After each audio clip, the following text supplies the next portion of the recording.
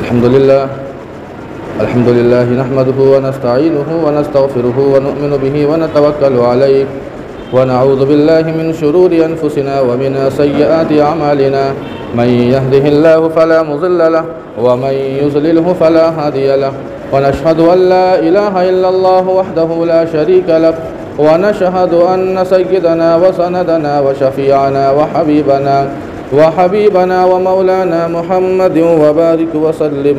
أما بعد قال الله تبارك وتعالى في كلامه المجيد والفرقان الحميد: أعوذ بالله من الشيطان الرجيم، بسم الله الرحمن الرحيم. وإذا حكمتم بين الناس أن تحكموا بالعدل. وقال أيضا في موضع آخر: اقرأ باسم ربك الذي خلق الإنسان من علق. اقرأ وربك الأكرم الذي علم بالقلم علم الإنسان ما لم يعلم. صدق الله مولانا العظيم وصدق رسوله النبي الكريم ونحن على ذلك لمن الشاهدين والشاكرين والحمد لله رب العالمين. محترم حاضرین جماعت، عزیزان گرامی، نوجوانان اسلام، عمائدین شہر اور دور و دراز سے تشریف لائے ہوئے ہمارے دینی ایمانی بھائیوں، بزرگوں اور دوستوں،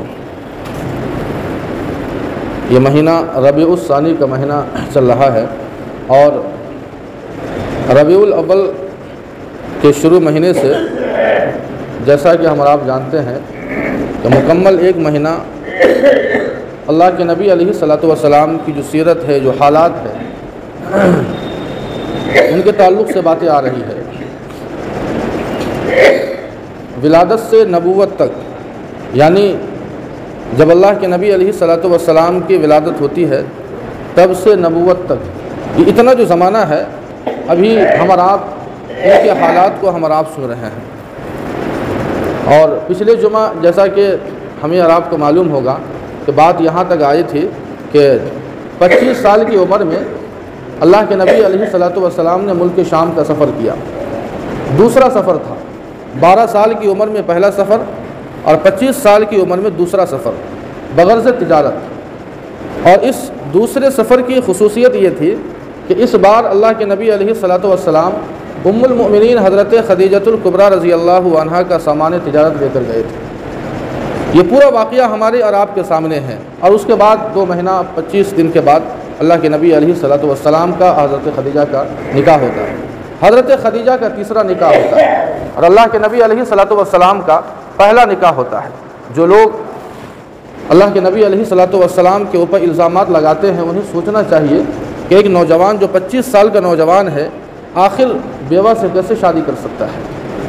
لیکن اللہ کے نبی علیہ الصلوۃ والسلام کی نظر میں کوئی دنیاوی مقصد نہیں تھا بلکہ اللہ تعالیٰ کے حکم کو پورا کرنا تھا.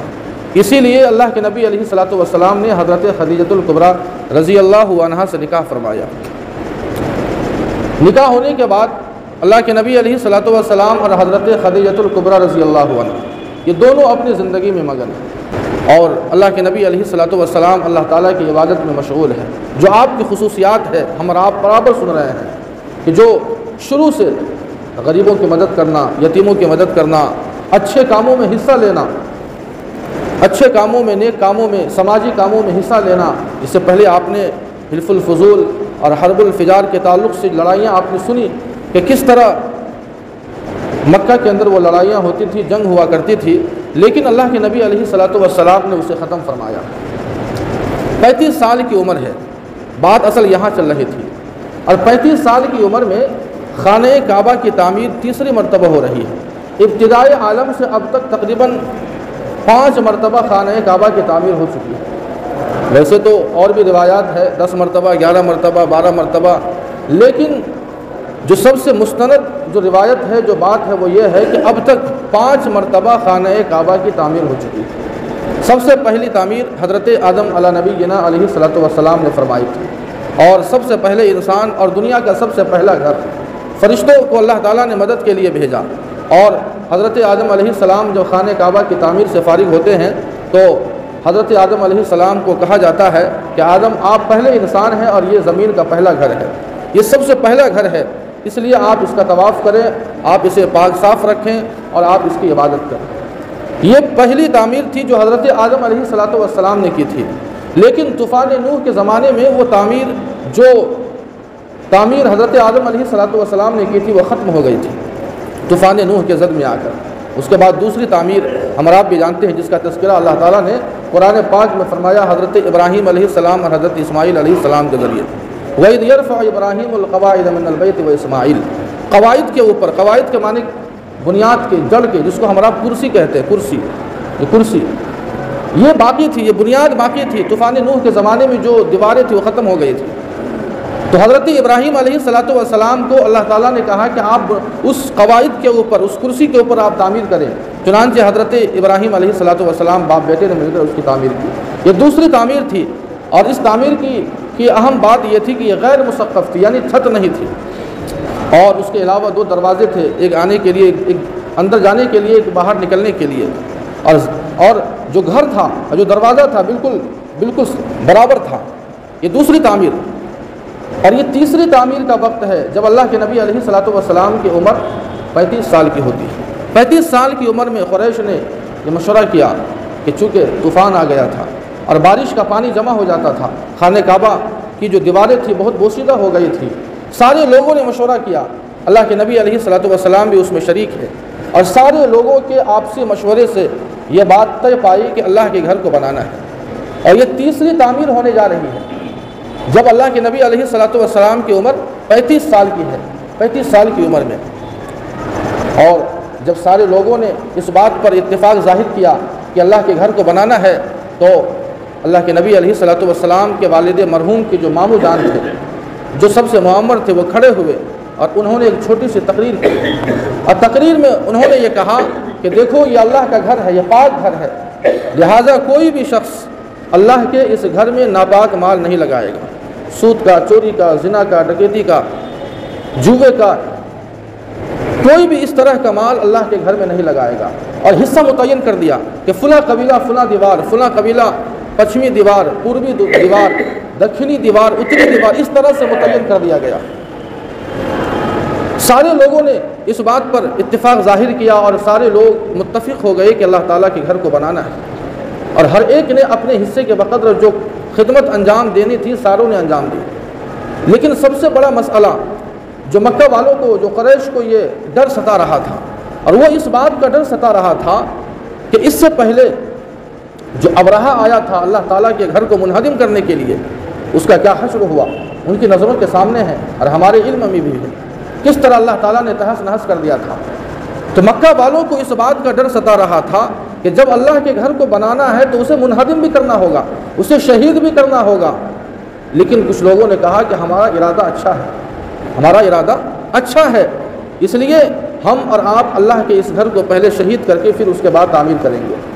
لیکن کسی کی ہمت نہیں ہو رہی تھی کہ اللہ کے گھر کو گرائیں، شہید کرے۔ اللہ کے گھر کو شہید کرنے کے لیے کسی کی ہمت نہیں ہو رہی تھی۔ بالآخر سارے لوگوں نے ایک شخص کا نام لیا، ولید بن مغیرہ۔ ولید بن مغیرہ، سارے لوگوں نے کہا کہ ولید بن مغیرہ اس بات پر راضی ہوا کہ میں اللہ کے اس گھر پر پہلا پھاوڑا چلاؤں گا۔ سارے لوگوں نے کہا کہ پہلا پھاوڑا تم چلاؤ گے، اور چلانے کے بعد چھوڑ دینا ہے رات بھر۔ اگر ولید بن مغیرہ رات بھر اگر صحیح سلامت رہا، اچھا رہا، کوئی عذاب نہیں آیا، تو ہم سمجھ جائیں گے کہ اللہ تعالیٰ ہمارے اس عمل سے راضی ہے، خوش ہے، لہٰذا اس کے بعد جو آگے کی کارروائی ہوگی ہم لوگ کریں گے۔ چنانچہ ولید بن مغیرہ نے سب سے پہلا پھاوڑا چلایا، اور چلانے کے بعد وہ لوگ آپس میں دعا بھی کر رہے تھے، اللہم لا نرید الا الخیر، اے اللہ ہمارا تو بھلائی کا ارادہ ہے، ہمارا اچھا ہی ارادہ ہے، کوئی شر کا ارادہ نہیں ہے۔ اللہم لا نرید الا الخیر، اللہم لا نرید الا الخیر، اے اللہ ہم بھلائی چاہتے ہیں اور تیرے گھر کو دوبارہ تعمیر کرنا چاہتے ہیں۔ چنانچہ چھوڑ دیا جاتا ہے صحیح سالم۔ ولید بن مغیرہ جب لوگوں کی نظروں کے سامنے صبح میں لوگوں نے دیکھا کہ صحیح سالم ہے، لوگوں نے سمجھا کہ اللہ ہمارے اس عمل سے خوش ہے۔ چنانچہ اس کے بعد اللہ کے گھر کو شہید کیا جاتا ہے، اور اس کے بعد پھر دوبارہ اس کی تیسری مرتبہ یہ تعمیر ہو رہی ہے۔ سارا کام ہو چکا ہے، لیکن حجر اسود ہم آپ جانتے ہیں، حجر اسود جو جنتی پتھر ہے، بہت قیمتی پتھر ہے، جب جنت سے آیا تھا تو اس وقت بالکل دودھ سے زیادہ سفید تھا، لیکن انسانوں کے گناہ کو چوستے چوستے وہ آج اس کا نام ہی اسود ہو گیا۔ اسود کے معنی آتے ہیں جو سب سے کالا ہو، اتنا کالا ہے، انسانوں کے گناہ کو چوستے چوستے جو ہے وہ کالا ہو چکا ہے۔ اب اس پتھر کو اس کی جگہ پر رکھنا یہ شرف کی بات تھی، اعزاز کی بات تھی، اکرام کی بات تھی۔ پورا گھر تیار ہے، صرف اس پتھر کو رکھنا تھا جو اعزاز کی بات تھی۔ اب مسئلہ یہ کھڑا ہو گیا کہ جس دیوار سے متصل اس کی جگہ تھی اور جس کے حصے میں اس دیوار کو بنانے کی ذمہ داری دی گئی تھی جس قبیلے کی، اس قبیلے والوں نے کہا کہ یہ تو ہمارا حق ہے، یہ تو ہمارا حق ہے، اس لیے ہمارا سردار اس پتھر کو اٹھا کر رکھے گا۔ سارے قبیلے کے جو سردار تھے اور لوگ تھے آپس میں لڑ بھڑ گئے، اور قریب تھا کہ ایک بڑی جنگ ہوتی، بڑے بڑے لوگ موجود ہیں، لیکن کسی کی سمجھ میں یہ بات نہیں آئی کہ آخر اس مسئلے کو حل کیسے کیا جائے۔ بڑے بڑے لوگ 60 سال 65 سال 70 سال کی عمر کے لوگ ہیں، لیکن اللہ تعالیٰ نے اس مسئلے کا حل کسی کے ہاتھ میں رکھا تھا تو وہ 35 سال کے نوجوان کے ہاتھ میں رکھا تھا۔ چنانچہ ایک معمر شخص ہے جن کا نام ہے ابو امیہ بن مغیرہ مخزومی۔ ابو امیہ بن مغیرہ مخزومی یہ کھڑے ہوتے ہیں اور انہوں نے کہا کہ دیکھو، لڑنا جھگڑنا نہیں ہے، آپس میں لڑنے سے کوئی فائدہ نہیں ہے، میری بات مانو، مسئلے کا حل اسی میں ہے۔ لوگوں نے کہا کہ کیا بات ہے؟ تو چنانچہ انہوں نے ابو امیہ بن مغیرہ مخزومی نے کہا کہ دیکھو، اس مسئلے کو چھوڑ دیا جائے اور ہم اور آپ رات بھر کا انتظار کرتے ہیں، صبح سویرے جو بندہ اللہ کے اس گھر میں سب سے پہلے آئے گا، ہم اور آپ اسے فیصل مان لیں گے، اسے حکم مان لیں گے، اور وہ جیسا فیصلہ کرے گا اس فیصلے پر ہم راضی ہو جائیں گے۔ سارے لوگوں کو یہ رائے بڑی پسند آئی، کہا کہ ٹھیک ہے۔ چنانچہ رات بیتتی ہے، اب سارے لوگ، سارے قبیلے کے سردار مسابقت کر رہے ہیں آپس میں کہ ہم پہلے تو ہم پہلے، لیکن ہم نے شروع سے سنا ہے، بچپنا، لڑکپن، جوانی، یہ سارا واقعہ آپ کو سنایا جا رہا ہے۔ آپ نے سنا بچپنے میں بھی اللہ کے نبی علیہ الصلوۃ والسلام کی جب عمر 8 سال تھی، اللہ کے نبی علیہ الصلوۃ والسلام کو بچپن سے شب بیداری کی عادت تھی، اللہ کی عبادت کرنے کی عادت رات میں شروع سے تھی۔ چنانچہ اللہ کے نبی علیہ الصلوۃ والسلام اللہ کے گھر میں موجود ہے، سارے لوگ صبح ہوتے ہی جتنے بھی قبیلے کے سردار تھے سارے لوگ آتے ہیں اور دیکھتے ہیں کہ ایک شخص اللہ کی عبادت میں مصروف ہے۔ قریب جا کر دیکھا، پہچاننے کی کوشش کی کہ آخر یہ کون ایسا بندہ ہے جو ہمارا آج فیصل ہونے والا ہے اور جو آج اس بڑی جنگ کو ٹالنے والا ہے، آج اس کے ہاتھ میں اللہ کے گھر کی تعمیر کا فیصلہ ہونا ہے، کون ایسا بندہ ہے؟ جب قریب جا کر دیکھا، سارے لوگوں کی زبان پر ایک ہی نعرہ تھا، ھذا محمد الامین، رضینا ھذا محمد الامین، یہ تو محمد امین ہے اور آج ہم اس کے فیصلے پر راضی ہو جائیں گے۔ اللہ کے نبی علیہ الصلوۃ والسلام کے ہاتھ میں فیصلہ ہے۔ اب ذرا وہ لوگ، خاص طور سے وہ لوگ جو اپنے آپ کو قائد کہتے ہیں، قائد، رہبر کہتے ہیں، رہبر، جن کے ہاتھ میں 1 کلومیٹر یا 2 کلومیٹر زمین کی حکومت ہے، جو کوئی وارڈ کا ممبر ہے، کوئی کمشنر ہے، کوئی ضلع کا مالک ہے، کوئی ایک پنچایت کا مالک ہے، یعنی جن کے ہاتھ میں زمین کی قیادت ہے، جن کو اللہ تعالیٰ نے قائد بنایا، سماج کے وہ لوگ جو اپنے آپ کو رہبر کہتے ہیں۔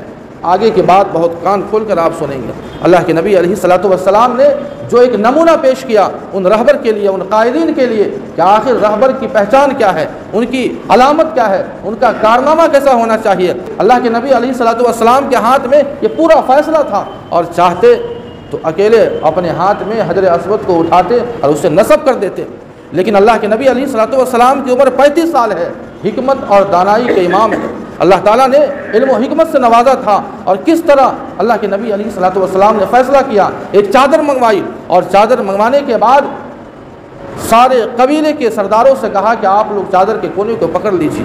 سارے سردار خوش کہ ہم نے بھی حصہ لیا، ہم نے بھی حصہ لیا۔ حجر اسود کو رکھا جاتا ہے اور سارے سردار اس چادر کو پکڑتے ہیں اور جہاں حجر اسود کو رکھا جاتا ہے وہاں لے جاتے ہیں۔ اس کے بعد اللہ کے نبی علیہ الصلوۃ والسلام اپنے مبارک ہاتھ سے اٹھاتے اسے نصب کر دیتے ہیں۔ یہ قائد کی پہچان ہے۔ قائد کا مطلب اور رہبر کا مطلب یہ نہیں ہے، اگر اللہ تعالیٰ نے اگر سماج کی قیادت آپ کے ہاتھ میں دی ہے تو اس کا یہ مطلب نہیں ہے کہ آپ اپنے من کے مطابق جو چاہے فیصلہ کر لے۔ قائد کی پہچان یہ ہے کہ قائد کو پیدا کرے، قائد کو پیدا کرے، اصل یہ پہچان ہے، اصل رہبر یہی ہے، رہبری یہی ہے۔ اللہ کے نبی علیہ الصلوۃ والسلام کی حکمت عملی سے ایک ہونے والی جنگ ٹل جاتی ہے۔ اللہ کے نبی علیہ الصلوۃ والسلام کی 35 سال کی عمر ہے، نبوت کا زمانہ قریب ہے، ہم آپ بھی جانتے ہیں 40 سال 6 ماہ 10 دن کی عمر میں اللہ کے نبی علیہ الصلوۃ والسلام کو نبوت دی جاتی ہے اور نبی بنائے جاتے ہیں۔ 35 سال کے بعد، اور یہ 5 سال کو جو زمانہ ہے، یہ 5 سال کا، 35 سے 40 سال کا زمانہ، اس میں نبوت کے آثار ظاہر ہونے لگے۔ وہ اس طرح کہ رات میں جو خواب دیکھتے دن میں اسے ہوتا ہوا دیکھتے، یعنی جس چیز کو، جس واقعے کو رات میں خواب میں دیکھتے، انبیاء کا خواب وہی ہوا کرتا ہے۔ لیکن ابھی اللہ کے نبی علیہ الصلوۃ والسلام نبی نہیں بنائے گئے، لیکن ولی ضرور تھے، صدیق ضرور تھے، نبی بنایا جانا تھا، لیکن جو خواب رات میں دیکھتے وہی چیز، وہی واقعات دن میں بھی اپنی آنکھوں سے دیکھتے تھے۔ اور ان آخری ایام میں اللہ کے نبی علیہ الصلوۃ والسلام کو تنہائی بڑی پسند آنے لگی۔ تنہائی میں ہمارا بھی جانتے ہیں، ہرا نامی غار میں جاتے تھے اللہ کے نبی علیہ الصلوۃ والسلام، وہاں ہفتوں اللہ کے نبی وہاں اللہ کی عبادت میں مشغول رہا کرتے تھے، اللہ کی عبادت میں مشغول رہا کرتے تھے۔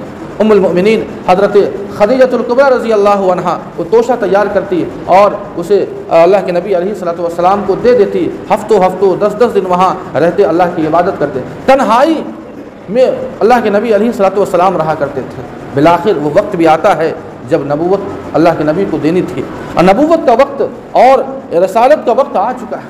اللہ کے نبی علیہ الصلوۃ والسلام کو نبی بنایا جانا ہے، رسول بنایا جانا ہے، اور تنہائی میں ہے اس غار حرا کے اندر موجود ہے۔ جب 40 سال 6 ماہ 10 دن کی عمر ہوتی ہے تو اچانک ایک فرشتہ انسان کی شکل میں ظاہر ہوتا ہے۔ اللہ کے نبی گھبرا جاتے ہیں، گھبرا اس لیے جاتے ہیں کہ تنہائی کا عالم ہے اور اچانک اس طرح سے ظاہر ہونا۔ حالانکہ اس کے بعد جب حضرت جبرائیل علیہ الصلوۃ والسلام سے جب ملاقات ہوئی اور جان پہچان ہوئی تو اس کے بعد تو پھر وحی کا نزول شروع ہوتا ہے اور یہ سلسلہ چلتا رہتا ہے۔ اس کے بعد اتنی پریشانی نہیں ہوئی۔ یہ پہلی مرتبہ یہ واقعہ پیش آتا ہے جب وحی کی پہلی آیات حضرت جبرائیل علیہ الصلوۃ والسلام لے کر آتے ہیں۔ حضرت جبرائیل علیہ الصلوۃ والسلام انسانی شکل میں آتے ہیں اور اللہ کے نبی علیہ الصلوۃ والسلام سے کہتے ہیں اقرا، پڑھیے۔ اللہ کے نبی نے کہا کہ ما انا بقاری، میں پڑھا لکھا نہیں ہوں، میں پڑھا ہوا نہیں ہوں۔ تقریباً 3 مرتبہ کہا اقرا، پڑھیے۔ اللہ کے نبی علیہ الصلوۃ والسلام جواب دیتے رہے میں پڑھا ہوا نہیں ہوں۔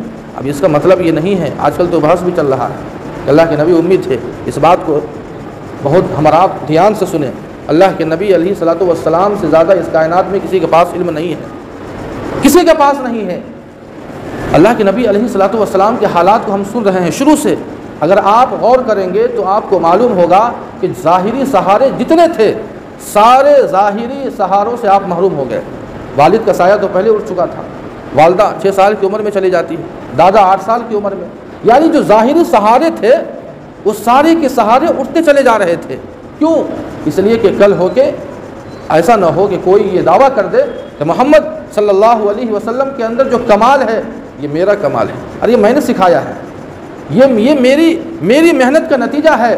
اسی لیے اللہ کے نبی علیہ الصلوۃ والسلام نے کسی انسان سے علم حاصل نہیں کیا ہے، کسی انسان سے علم حاصل نہیں کیا۔ اللہ تعالیٰ نے ڈائریکٹ اپنے محبوب کو علم عطا فرمایا ہے کسی انسان سے، تاکہ کل ہو کے یہ نہ کہے ارے وہ تو میرا شاگرد ہے، ارے میں نے پڑھایا ہے۔ ظاہری سہارے اٹھتے چلے گئے۔ اللہ کے نبی علیہ الصلوۃ والسلام سے حضرت جبرائیل نے کہا اقرا، پڑھیے۔ ما انا بقاری، جواب یہی آ رہا ہے اقرا، صرف اتنا جملہ اقرا، پڑھیے۔ لیکن جب تیسری یا چوتھی مرتبہ حضرت جبرائیل نے آگے کہا اقرا بسم ربک الذی خلق، اپنے رب کے نام سے پڑھیے۔ رب کے نام میں اللہ تعالیٰ نے وہ تاثیر رکھی ہے کہ گونگے زبان کو بھی بولی آ جاتی ہے۔ اللہ کے نبی علیہ الصلوۃ والسلام کے سامنے جب رب کا نام آتا ہے تو اللہ کے نبی بول اٹھتے ہیں اقرا بسم ربک الذی خلق خلق الانسان من علق۔ یہ شروع کی 5 آیات ہے، اور بتانا مقصود یہ ہے کہ آپ پوری زندگی رب کے نام سے ہی پڑھنا ہے۔ اس لیے ہم آپ جب قرآن کھولتے ہیں تو سب سے پہلا لفظ ہماری زبان سے نکلتا ہے تو وہ رب کا نام ہی نکلتا ہے، وہ رب کا نام ہی نکلتا ہے۔ ہم کوئی کام شروع کرتے ہیں تو اللہ کے نام سے شروع کرتے ہیں، بسم اللہ۔ یہ تعلیم ہے ہمیں اور آپ کو، یہ تعلیم ہے، اور سب سے پہلا یہ پیغام ہے اقرا بسم ربک الذی خلق، پڑھیے، تعلیم۔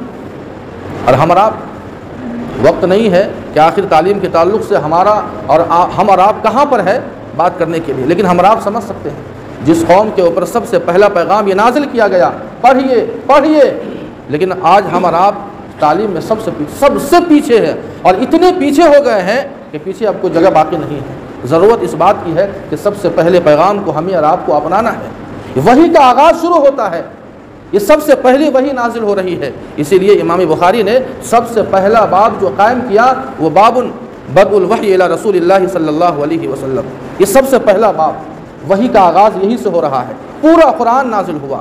اللہ کے نبی علیہ الصلوۃ والسلام سے کبھی ملاقات نہیں ہوئی تھی حضرت جبرائیل، اچانک میں اتنی بڑی ذمہ داری اللہ تعالیٰ نے سونپ دی، گھبرائے ہوئے تھے، پریشان تھے، اور وہ 5 آیتیں جو اللہ تعالیٰ نے نازل فرمائی، پریشانی کے عالم میں گھر آتے ہیں، حضرت خدیجہ الکبریٰ رضی اللہ عنہا سے کہتے ہیں زملو، چادر اڑاؤ، مجھے بہت زیادہ ٹھنڈ لگ رہی ہے۔ حضرت خدیجہ الکبریٰ رضی اللہ عنہا نے چادر اڑائی اور کچھ دیر کے لیے چھوڑ دیا۔ جب سکون ملا، اللہ کے نبی علیہ الصلوۃ والسلام اٹھتے ہیں تو ابھی بھی گھبراہٹ ہے۔ حضرت خدیجہ سے کہتے ہیں کہ مجھے ڈر ہے اس بات کا کہ کہیں ایسا نہ ہو کہ میری جان چلی جائے، میں ہلاک ہو جاؤں، مجھے اس بات کا ڈر ہے۔ اس موقع پر جب ایک شوہر پریشانی کے عالم میں ہو، ایک شوہر جب مصیبت میں گھرا ہو، ایک نیک بیوی کی پہچان کیا ہوتی ہے، حضرت خدیجہ الکبریٰ رضی اللہ عنہا نے ثابت کر دیا۔ حضرت خدیجہ نے آپ کے اوصاف حمیدہ بیان کیے، اچھی عادتیں جو آپ کے اچھے اخلاق تھے۔ حضرت خدیجہ الکبریٰ رضی اللہ عنہا نے اللہ کے نبی علیہ الصلوۃ والسلام سے کہا کہ میرے سرتاج، اللہ آپ کو ضائع نہیں کر سکتے، اللہ آپ کو ضائع نہیں کر سکتے ہیں۔ انک لتصل الرحم، آپ تو صلہ رحمی کرتے ہیں، آپ تو غریبوں کی مدد کرتے ہیں، آپ تو یتیموں کی کفالت کرتے ہیں، آپ رشتہ داروں کا حق ادا کرتے ہیں، آپ اچھے کاموں میں مدد کرتے ہیں، سہارا بنتے ہیں، آپ کو اللہ ضائع نہیں کر سکتے ہیں۔ یہ اچھے اوصاف جو شروع سے اللہ کے نبی علیہ الصلوۃ والسلام کے اندر پائے جاتے تھے، حضرت خدیجہ الکبریٰ رضی اللہ عنہا نے بیان فرمایا۔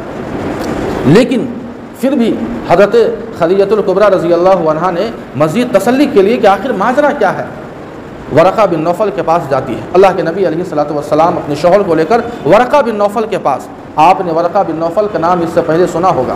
25 سال کی عمر میں جب اللہ کے نبی علیہ الصلوۃ والسلام حضرت خدیجہ کا سامان تجارت لے کر جاتے ہیں، اور جانے کے بعد میسرہ بھی ساتھ میں ہے جو حضرت خدیجہ کا غلام ہے، اور راستے میں سفر میں جو عجائبات میسرہ نے دیکھے اور خود حضرت خدیجہ نے اپنی آنکھوں سے دیکھا کہ کس طرح بادلوں نے سایہ کیا ہوا ہے، اس واقعے کی تحقیق کے لیے حضرت خدیجہ الکبریٰ رضی اللہ عنہا ورقہ بن نوفل کے پاس گئی تھی، اور ساری باتیں ورقہ بن نوفل نے بتائی تھی۔ ورقہ بن نوفل جو آسمانی کتابوں کے بڑے عالم تھے اور حضرت خدیجہ الکبریٰ رضی اللہ عنہا کے چچیرے بھائی بھی تھے۔ حضرت خدیجہ اللہ کے نبی علیہ الصلوۃ والسلام کو لے کر پھر ورقہ بن نوفل کے پاس آتی ہے، اور اس کے بعد حضرت خدیجہ یہ کہتی ہے کہ بھائی اپنے بھتیجے سے پوچھیے آخر ماجرا کیا ہوا، کیا واقعہ پیش آیا۔ چنانچہ ورقہ بن نوفل نے کہا کہ بھتیجے کیا معاملہ پیش آیا۔ اللہ کے نبی علیہ الصلوۃ والسلام نے پورا واقعہ بیان کیا، اور بیان سننے کے بعد چونکہ وہ آسمانی کتابوں کے بڑے عالم تھے اور انہوں نے نبی آخر الزماں کی علامتیں اور بشارتوں کو پڑھ رکھا تھا، اسی لیے ان علامتوں اور ان بشارتوں کی روشنی میں ورقہ بن نوفل نے کہا کہ خدیجہ یہ وہی ناموس ہے، یہ وہی فرشتہ ہے جو حضرت موسیٰ علیہ الصلوۃ والسلام پر وحی لے کر آیا کرتا تھا، یہ آج اللہ تعالیٰ نے اس کو نبی بنا دیا ہے، گھبرانے کی ضرورت نہیں ہے۔ اور آخر میں یہ بھی کہا، بوڑھے ہو چکے تھے، ورقہ بن نوفل نے یہ بھی کہا کاش وہ وقت میں زندہ ہوتا، میں زندہ رہوں، اس وقت میں زندہ ہوں اور میں توانا ہوں، جوان رہوں جب اس کی قوم یعنی تمہاری قوم اسے مکے سے نکال دے گی۔ اللہ کے نبی علیہ الصلوۃ والسلام کو بڑا تعجب ہوا کہ کیا مجھے میری قوم مکے سے نکال دے گی۔ ورقہ بن نوفل نے کہا کہ وہ وقت بھی آنے والا ہے کہ جب آپ کو نکلنا ہوگا، اور ہم آپ بھی جانتے ہیں کہ ہجرت کا واقعہ پیش آتا ہے۔ اللہ کے نبی علیہ الصلوۃ والسلام نبی بنائے گئے ہیں۔ اس کے بعد یہ پہلی وحی تھی، پہلی وحی کے نزول کے بعد کئی دنوں تک وحی کا سلسلہ رک جاتا ہے، کئی دنوں تک وحی کا سلسلہ رک جاتا ہے۔ اس کے بعد سورہ مدثر کی چند آیتیں نازل ہوتی ہے، یا ایھا المدثر قم فانذر وربک فکبر وثیابک فطہر والرجز فاہجر ولا تمنن تستکثر۔ یہ شروع کی جو آیتیں ہیں، یہ آیتیں اللہ تعالیٰ نے اپنے محبوب پر دوبارہ نازل فرمائی، اور ان آیات کے اندر اللہ تعالیٰ نے اپنے محبوب سے کہا یا ایھا المدثر، اے میرے محبوب آپ اٹھیے، قم فانذر، آپ چھوڑ دیجئے، چادر کو چھوڑیے، چادر میں نہیں رہنا ہے، غفلت میں نہیں رہنا ہے، آپ نبی بنائے گئے ہیں، رسول بنا دیے گئے ہیں، اس لیے قم فانذر، آپ اٹھیے اور لوگوں کو ڈرائیے۔ آپ کے اوپر ذمہ داری دی گئی ہے کہ لوگوں بھٹکے ہوئے جو لوگ ہیں، جو انسان ہیں، اس سے صحیح راستہ بتانا ہے، ایک بڑی ذمہ داری آپ کے اوپر دی گئی تھی۔ آپ اٹھیے، لوگوں کو ڈرائیے، اپنے کپڑے کو صاف رکھیے اور اچھی باتوں کی تعلیم کیجیے، گندگی سے دور رہیے۔ یعنی بنیادی جو تعلیم تھی اللہ تعالیٰ نے اپنے محبوب کو عطا فرمائی، اور یہاں سے اللہ کے نبی علیہ الصلوۃ والسلام کا نبوت کے بعد کا جو ایک ذمہ داری بھرا ایک زمانہ ہے، جو وقت ہے، جو لمحہ ہے، وہ شروع ہوتا ہے۔ آج اللہ کے نبی علیہ الصلوۃ والسلام نبی بنائے گئے، اور نبوت کے بعد سے لے کر ہجرت تک کا جو زمانہ ہے وہ بھی ایک اللہ کے نبی علیہ الصلوۃ والسلام کی زندگی کا ایک بڑا اہم حصہ ہے۔ ہم نے شروع سے یعنی ولادت سے نبوت تک کے مکمل حالات ہم نے آج سنے، چاہے وہ بچپنا ہو، چاہے لڑکپن ہو، جوانی ہو، یا پھر نبی بنائے جانے کے وقت کے حالات ہو، یہ مکمل واقعات ہم نے اور آپ نے سنے، آپ کے سامنے ساری باتیں آ چکی ہے۔ اور اللہ کے نبی علیہ الصلوۃ والسلام کی ولادت سے پہلے آپ کے جو برکات ظہور ہوئے ہیں، آپ کے برکات جو دنیا کے اندر آئے ہیں، وہ ساری باتیں آپ کے سامنے آ چکی ہیں۔ ولادت سے نبوت تک صرف مقصد کہنے کا صرف اتنا ہے کہ سیرت بیان کرنے کا، اللہ کے نبی علیہ الصلوۃ والسلام کی زندگی کے حالات بیان کرنے کا۔ ہم اور آپ اپنے نبی کی سیرت کو، زندگی کو اپنائیں اپنی زندگی میں، اپنی زندگی کو ان کی زندگی کی طرح ہم ڈھالیں گے، اور کامیابی اللہ تعالیٰ نے اسی میں رکھی ہے، اسی میں رکھی ہے۔ انسان اگر کامیابی چاہتا ہے تو اسے کامیابی صرف اور صرف اپنے نبی کے طریقوں میں، راستوں میں، شریعت پر چلنے پر ہی کامیابی مل سکتی ہے۔ اگر کوئی انسان ان راستوں سے ہٹ کر کسی اور راستے پر کامیابی اگر تلاشنا چاہے گا تو کبھی بھی اسے کامیابی نہیں ملے گی۔ یہ ہمارے لیے سب سے بڑا سبق ہے، اور انشاءاللہ اگر وقت رہا تو نبوت کے بعد کے جو حالات ہیں وہ ضرور آپ کے سامنے کوشش ہوگی کہ وہ بھی حالات آپ کے سامنے آئے۔ مزید دعا فرمائے کہ جو بھی باتیں کہی گئی ہے اللہ پاک ہم سبوں کو ان باتوں پر عمل کرنے کی توفیق عطا فرمائے۔ اور بھی بہت سارے ایسے لوگ ہیں جو بیمار ہیں، جن کا ہمارے اوپر حق ہے، جنہوں نے نہیں کہا، تو ان سبوں کے لیے ہم اور آپ دعا فرمائیں گے کہ اللہ پاک سبوں جتنے بھی بیمار ہیں اللہ پاک انہیں صحت کاملہ عطا فرمائے، جو پریشان حال ہے اللہ ان کی پریشانی کو دور فرمائے، جو مقروض ہے اللہ ان کے قرض کی ادائیگی کی شکلیں اور صورتیں پیدا فرمائے۔ جو بھی باتیں کہی گئی ہے اللہ ہم سبوں کو ان باتوں پر عمل کرنے کی توفیق عطا فرمائے۔ وآخر دعوانا ان الحمد للہ رب العالمین۔